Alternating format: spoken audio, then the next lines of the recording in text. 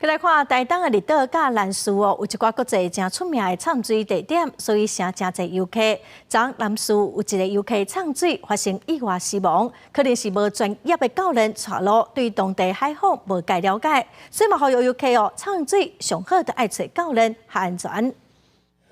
绿岛甲南屿海底观光资源丰富，有世界级的畅水热点，每年拢吸引1万人来遮畅水，暗过也定定出意外。16早起，伫南屿开元港有11个畅水的人，拄到风台外围环流，风影熊熊变大，其中一个畅水人不幸渡水死亡。他们判断那个浪况不太好，然后他们就要撤回岸上的时候，那个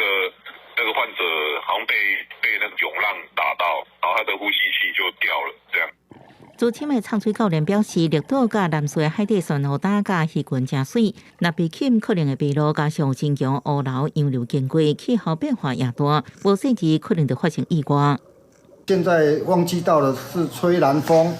那个风假如一大的话，你连踢都踢不进来，有时候浪花大，它也爬不上来。畅水教练呼吁，就算畅水技术搁较好，还是要请合格导引的畅水人员。上好是一位导引的畅水人员，带2名畅水员的比例入海，安全靠保障。记者综合报道。